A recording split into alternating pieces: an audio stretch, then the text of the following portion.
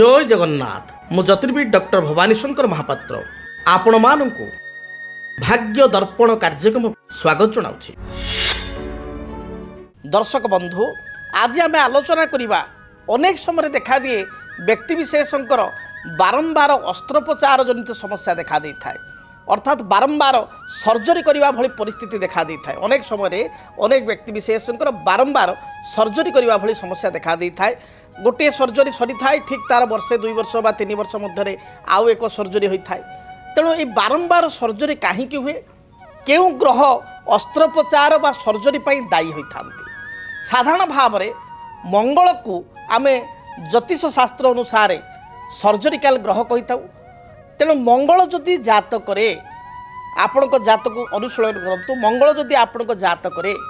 शनि को देखु थाए मंगल जदि लग्न को देखु थाए एवं लग्नपति बा लग्न जी मालिक जदि से शत्रु होता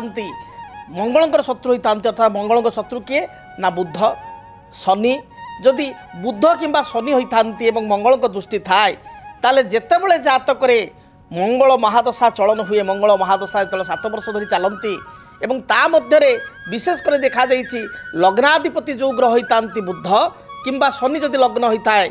तार अधिपति होता मंगल बुध बा शनि समय किंबा मंगल राहु किंबा मंगल केतु समय यही समय सर्जरी हबार जोग यथेष्ट अधिक बढ़ी जाए बा आशंका बढ़ी जाए। से भली जातक जदि बृहस्पति शनि एकत्र अच्छा एवं आपण जातक जेकोसी राशि अच्छा बृहस्पति शनि एकत्र अच्छा आपणकर लग्न होची आपणकर कौन ना आपणकर वृष लग्न आपणकर मिथुन लग्न आपणकर कन्या लग्न आपणकर तुला लग्न आपणकर मकर लग्न बा आपणकर कुंभ लग्न यही लग्न मानक मध्य जदि आपणकर लग्न होता है जदि चली थाए बृहस्पति शनि ताल देखिए निश्चय आपणकर गोड़ हाड़ भांग कौन सी कारण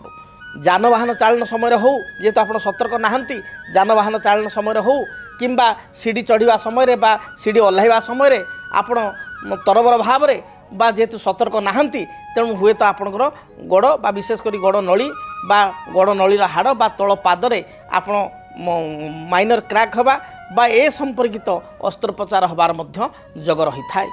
बा मुंड माड़ हबार मध्य जोग रही थाए। किंतु जेहेतु शनिकर स्थिति चली था बृहस्पति शनि बा शनि बृहस्पति एवं बृहस्पति शनि जातक एकाठी था पाद उपरे आघात हबार संभावना अधिक थाए बा 80% रही थाए। से भली जातक मंगल आउ शनि जदि परस्पर षडाष्टक होता एवं जातक चंद्र जदि केतुयुक्त होता है मंगल शनि परस्पर ठार षडाष्टक अच्छा आप कहे मु कौ लग्न एथि लग्नर आवश्यकता नहीं जेकोसी लग्न हो पारे आपंकर मंगल शनि परस्पर ठार षडाष्टक अर्थात मंगल टू हिसाब करेंगे शनि अच्छा 6 शनि टू हिसाब कले मंगल होती 8 मंगल शनि परस्पर ठार जदि षडाष्टक था एवं जातक जदि आपंकर चंद्रमा केतु सहित युक्त होता है ताहले मध्य जो चंद्रंकर महादशा चले केतुंकर महादशा बा अंतरशा चली थाए शनि बा मंगलंकर महादशा अंतरशा चलन होता है से समय आपणकर अस्त्रोपचार विशेषकर पेटरे आपणकर स्टोन हवा जोटा कि आम कहूँ गॉल ब्लाडर स्टोन बा तार अस्त्रोपचार किंबा किडनी रे स्टोन हवा एवं अस्त्रोपचार होगा किंबा कौन सी पेटरे आपणकर सिस्ट बा मांस बढ़ी से अस्त्रोपचार होगा एभली बारंबार हेतुक समस्या देखा दे थाए बारंबार अस्त्रोपचार जोग देखा दे थाए। से भली जातक जदि आपणकर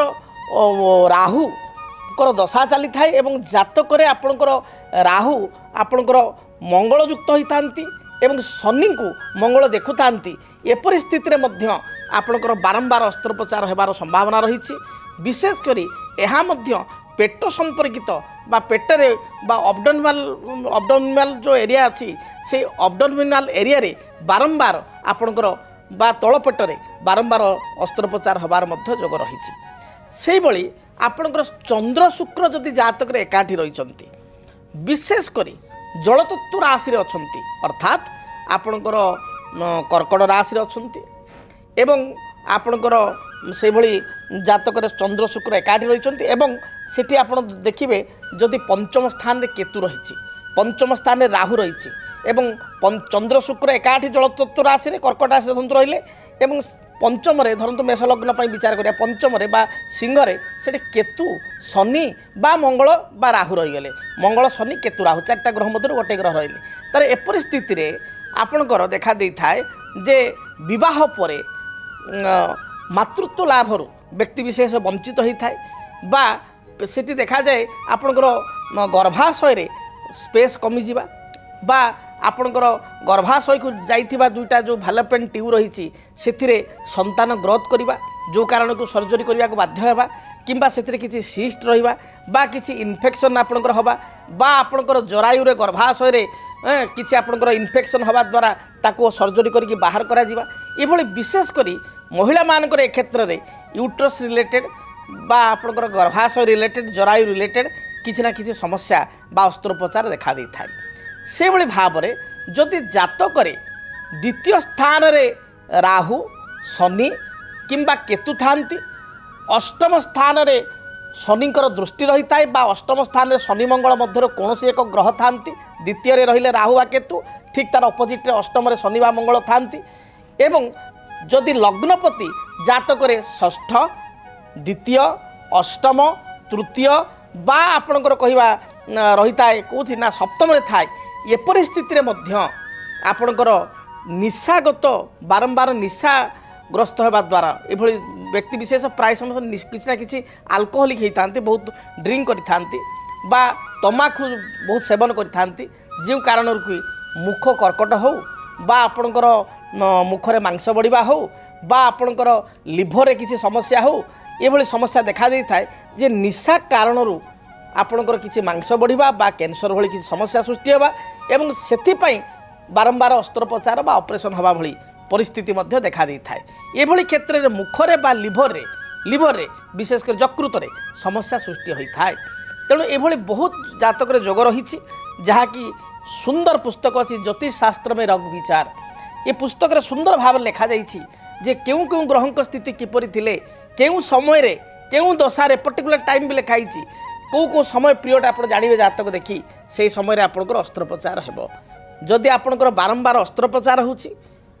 ଏବଂ ଏ ହେତୁକୁ ସମସ୍ୟାକୁ ନେଇ ଆପଣ ଚିନ୍ତିତ ଅଛନ୍ତି ତାହେଲେ ଆପଣ ଜ୍ୟୋତିର୍ବିଦଙ୍କ ସହିତ ସାକ୍ଷାତ କରନ୍ତୁ ଜାତକକୁ ଅନୁଶୀଳନ କରନ୍ତୁ କ'ଣ ପାଇଁ ବାରମ୍ବାର ମୋର ଅସ୍ତ୍ରୋପଚାର ହେଉଛି ବାରମ୍ବାର ସର୍ଜରୀ ହେଉଛି ବାରମ୍ବାର ସର୍ଜରୀ ହେବା ଏହା ଭଲ ନୁହଁ ଜାତକରେ ନେଗେଟିଭ୍ ଗ୍ରହଙ୍କର ସ୍ଥିତି ବା ଦଶାକୁ ସଂକେତ କରିଥାଏ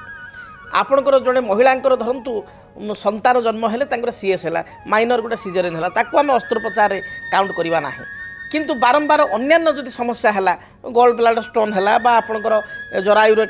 ୟୁଟ୍ରସ୍ ରିମୁଭ୍ ହେଲା ବା କିଛି ସିଷ୍ଟ ହେଇକିରି ମାଂସ ବଢ଼ିକି ସେଠି ଅସ୍ତ୍ରୋପଚାର ହେଲା ବା ଆପଣଙ୍କ ଲିଭରରେ କିଛି ସମସ୍ୟା ହେଇକିରି ଅସ୍ତ୍ରୋପଚାର ହେଲା ବା ହାର୍ଟରେ ହେଲା ବା ଆପଣଙ୍କର ଗଳାର ଜନିତ ହେଲା ବା ମୁଖରେ ବାରମ୍ବାର ହେଲା ଏବଂ ବାରମ୍ବାର ଅସ୍ତ୍ରୋପଚାର ଏପରିକି ଆପଣଙ୍କ ବାରମ୍ବାର ଗୋଡ଼ ଭାଙ୍ଗିବା ବା କ'ଣ କରିବା ସେଥିରେ ମଧ୍ୟ ଆପଣଙ୍କର ବାରମ୍ବାର ଆପଣଙ୍କର କରାଗଲା ସର୍ଜରୀ କରାଗଲା ଏହା ମଧ୍ୟ ଆପଣଙ୍କ ପାଇଁ ଆଦୌ ଶୁଭଙ୍କର ନୁହଁ ଏପରି ସ୍ଥିତିରେ ଜାତକକୁ ତର୍ଜମା କରିବା ଜାତକକୁ ଗଣନା କରିବା ଏବଂ ସେ ଅନୁସାରେ ପ୍ରତିକାର କଲେ ନିଶ୍ଚୟ ଏହାର ସମସ୍ୟାର ସମାଧାନ ଆପଣ ପାଇପାରିବେ ଯଦି ଆପଣଙ୍କ ଜୀବନରେ ବ୍ୟକ୍ତିଗତ ପାରିବାରିକ ସମସ୍ୟା କର୍ମକ୍ଷେତ୍ର ନିଯୁକ୍ତି ବୈବାହିକ ସମସ୍ୟା ବାସ୍ତୁ ଦୋଷ ଏବଂ ମାଲି ମକଦ୍ଦମା ଆଦି ସମସ୍ୟା ଥାଏ ତାହେଲେ ସମସ୍ୟାର ସମାଧାନ ଓ ପରାମର୍ଶ ପାଇଁ ଆମକୁ ଯୋଗାଯୋଗ କରନ୍ତୁ ଜ୍ୟୋତିର୍ବିଦ doctor Bhabani Shankar Mahapatra Budheswari colony plot number 26 Bhubaneswar phone number 9776833302 9439444924 ଆମର ୱେବସାଇଟ୍ www.srijagannathastro.com କେମିତି କଟିବ 2026 ମସିହାରେ ଆପଣଙ୍କ ଭାଗ୍ୟ କେଉଁ ରାଶିରେ ରହିବ ସମସ୍ୟା ଆଉ କିଏ ହେବେ ଲାଭବାନ କେମିତି ରହିବ ମେଷଠାରୁ ମୀନରାଶି ପର୍ଯ୍ୟନ୍ତ ଭାଗ୍ୟଫଳ ଜାଣିବା ପାଇଁ ଦେଖନ୍ତୁ ଆମ କାର୍ଯ୍ୟକ୍ରମ 2026 ଭାଗ୍ୟଫଳ 2026 ମସିହାର ଆପଣଙ୍କ ରାଶିର ସମ୍ପୂର୍ଣ୍ଣ ଭାଗ୍ୟଫଳ ଜାଣିବା ପାଇଁ ଚ୍ୟାନେଲକୁ ସବସ୍କ୍ରାଇବ୍ କରନ୍ତୁ ବେଲ୍ ବଟନକୁ ଅନ୍ କରନ୍ତୁ ଦେଖନ୍ତୁ DTV ଓଡ଼ିଆ DTV ଓଡ଼ିଆ ଦେଖିବା ପାଇଁ ସବସ୍କ୍ରାଇବ୍ କରନ୍ତୁ ଏବଂ ବେଲ୍ ଆଇକନ୍କୁ ମଧ୍ୟ ଦବାଇ ଦିଅନ୍ତୁ।